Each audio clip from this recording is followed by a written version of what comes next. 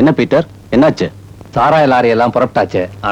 ஆனா இன்ஸ்பெக்டர் தினகர் போலீஸோட செக் போஸ்ட்ல நிக்கிறாரு. வா மைக்கேல், என்ன டயர்டா இருக்க? கொலை பண்ணிட்டேன். யார? கௌரிய. பீட்டர், கௌரி செத்து போன விஷயம் எப்படியும் போலீஸ்க்கு தெரியத்தான் போகுது.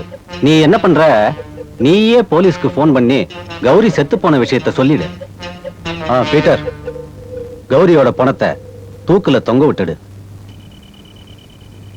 சார், கௌரிங்கிற பொண்ணு செத்து போய் தூக்கு மாட்டிக்கிச்சாச்சு. தூக்கு மாட்டிக்கிட்டு செத்து போச்சா? கண்ட்ரோல் ரூம்ல இருந்து உங்ககிட்ட பேசணுங்கிறாங்க.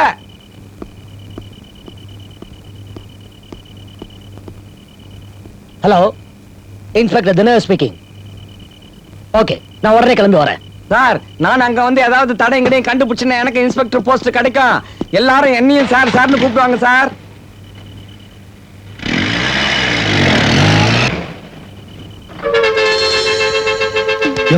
நல்ல வேலை, தினகரையா போயிட்டாரு. சாரி லாரி வருதையா? நல்ல சிவையா லாரி தையா, திறந்து விடையா.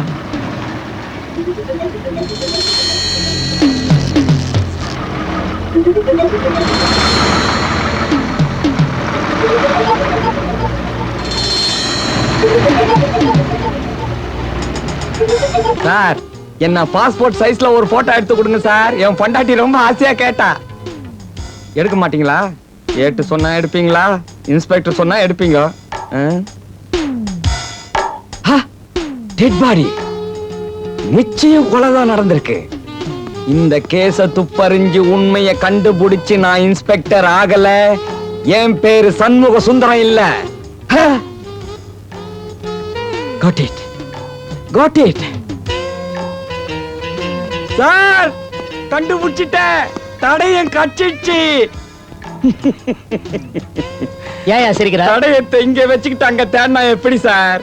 அந்த பொண்ணு தூக்கு மாட்டிக்கிறதுக்கு முன்னாடி எவனோ பீடி குடிக்கிறவன் வந்து போயிருக்கான் சார். உங்களுக்கு சிரமம் இல்ல சார்.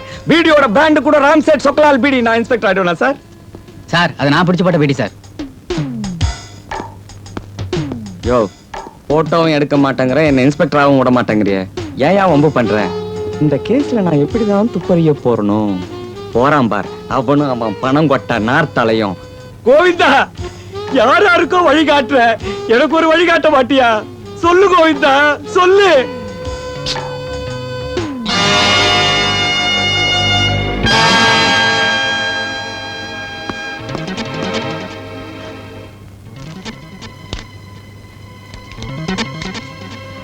சண்முகம், சாட்சி கிடைச்சிருச்சு.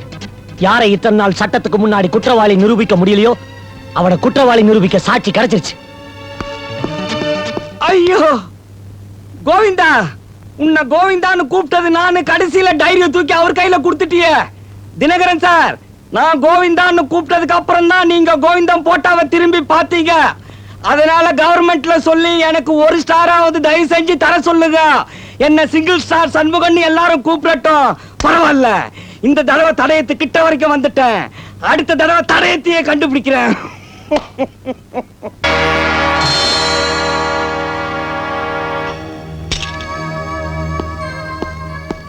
மைக்கேல், வாங்க இன்ஸ்பெக்டர். என்ன நேரம் வீட்டுக்குள்ளே வந்துட்டீங்க? வாசல் கதவு திறந்தே இருந்துச்சா? ஆமாண்டா. இன்ஸ்பெக்டர், நீங்க எதுக்கு வந்திருக்கீங்கன்னு எனக்கு தெரியும். கௌரிங்கிற பொண்ணோட சாவு சம்பந்தமா?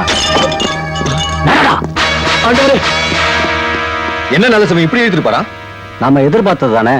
மைக்கேல் அரெஸ்ட் பண்ணிட்டோங்கிற சந்தோஷத்துல அவன் போறான். பாவம், கோர்ட்ல என்ன நடக்க போகுதுன்னு அவனுக்கு தெரியாது. சியர்ஸ்.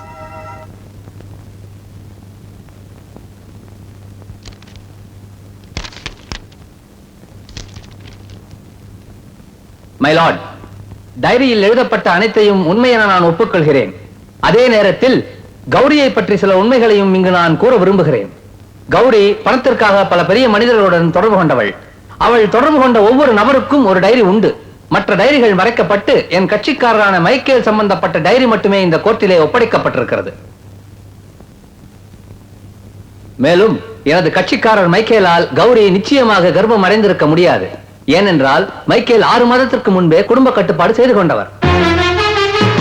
போஸ்ட்மார்ட்டம் ரிப்போர்ட்டின்படி கௌரி இறந்தபோது 4 மாத கர்ப்பம். மைக்கேல் 6 மாதத்திற்கு முன்பே குடும்ப கட்டுப்பாடு செய்து கொண்டிருக்கும் போது இது எப்படி சாத்தியமாகும்? இதோ 6 மாதங்களுக்கு முன்பு மைக்கேல் குடும்ப கட்டுப்பாடு செய்து கொண்டதற்கான டாக்டர் சர்டிபிகேட்.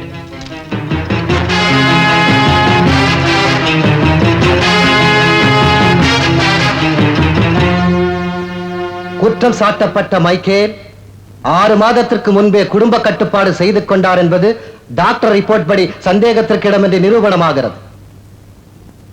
மேலும் கௌரி பல பெரிய மனிதர்களோடு தொடர்பு கொண்டிருந்தவள் என்பதும் சாட்சியங்கள் மூலம் நிரூபிக்கப்பட்டுள்ளது. எனவே மைக்கேலுக்கும் கௌரி கர்ப்பமடைந்ததற்கும் அவளின் இறப்பிற்கும் எந்த சம்பந்தமும் இல்லை என தீர்ப்பளித்து மைக்கேலை விடுதலை செய்கிறேன்.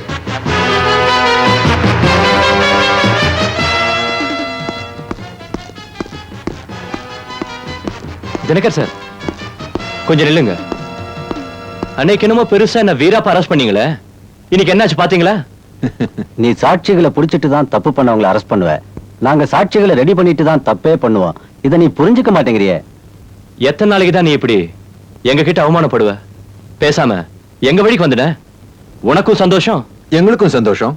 ஒண்ணு மட்டும் நல்லா தெரிஞ்சுக்குங்க, இன்னைக்கு இல்ல நாளை என்னைக்காவது ஒரு நாள் சட்டத்தை வச்சு உங்க நான் தண்டிக்கல, என் பேர் தினகர்ல.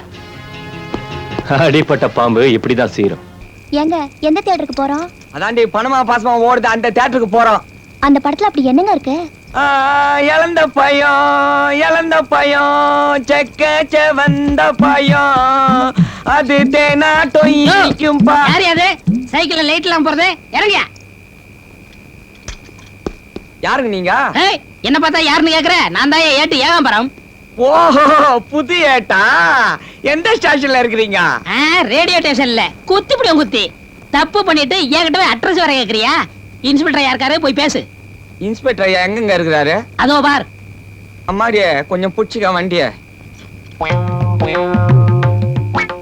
ஐயா ஐயா, அது யாரு? புது ஏட்டா? ஏயா, டெய்லி சைக்கிள்ல லைட் இல்லாம வந்துட்டு உனக்கு சந்தேகம் வரையா? விட்டா என்னவே நாளைக்கு யாருன்னு கேட்ப போல இருக்கு. அந்த ஆள் 15 வருஷமா ஏட்டா இருக்கான். பேசாம துட்ட கொடுத்துட்டு போ.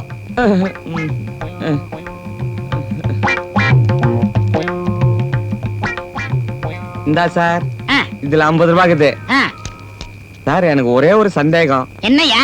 பக்கத்துல நிக்கிறாரு இவர் யாருன்னு எனக்கு கொஞ்சம் சொல்லுங்களேன். ஹேர் கட்ட பார்த்தா தெரியல. சிஐடி இன்ஸ்பெக்டரா 10 வருஷமா இருக்கிறேன். ஏண்டே வாடி, நடந்து வா.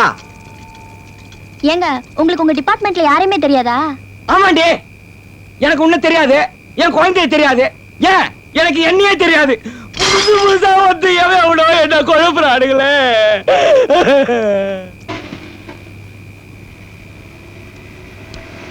ஸ்டாப். லைசென்ஸ், டாக்ஸ் டோக்கன்லாம் இருக்கா? எல்லாம் இருக்கு. வீல் இருக்கா? வீல் இல்லாமையா வண்டி ஓடும்? உங்களுக்கு எது இல்லாட்டாலும் பரவாயில்ல, கொஞ்சம் போட்டு கொடுங்க. நான் இருக்கேன், இன்ஸ்பெக்டர் இருக்காரு. நான் ஏட்டு. ஏட்டு இருக்காரு, இன்ஸ்பெக்டர் இருக்காரு. பார்த்து போட்டு கொடுங்க. எதுவும் தர முடியாது. மேனேஜர் சுமாரு. இன்ஸ்பெக்டர் எங்க இருக்காரு? அது அங்க இருக்காரு. தினகரன் ரோட்ல நின்னுட்டு 50 100 வாங்குறவன் ஸ்டேஷன்ல போய் சொலை 50,000 ரூபாய் கொடுத்தா கொடுக்க வந்த நீ ஏன் அரெஸ்ட் பண்ணா? ஸ்டேஷன்ல போய் 50,000 ரூபாய் கொடுத்தீங்களா? இன்ஸ்பெக்டர் சார், இங்க வாங்க, இவங்க ஏதோ சொல்றாங்க. இன்ஸ்பெக்டர் சார், இவங்க ஆளு ஸ்டேஷனுக்கு 50,000 ரூபாய் கொண்டு வரும்போது நீ அரெஸ்ட் பண்ணிட்டீங்களாமே? ஆமாமா. அது ஏன் சார், ஸ்டேஷனுக்கு வந்து 50,000 ரூபாய் பணம் கொடுத்தா எவன் சார் வாங்குவான்? நீங்க உஷாரா பிளான் பண்ணி கைங்களுமா மாட்டி விட்டுட்டா அதுதான் வாங்கல. இப்ப வேணாலும் நீங்க தர வேண்டியது தாங்க, நாங்க செய்ய வேண்டியது செய்யறோம். பேச வேண்டியவன்கிட்ட பேசிட்டு முடிவெடுக்கிறேன். மேனேஜர், நாளைக்கு நாங்க இங்கதான் இருப்போம்.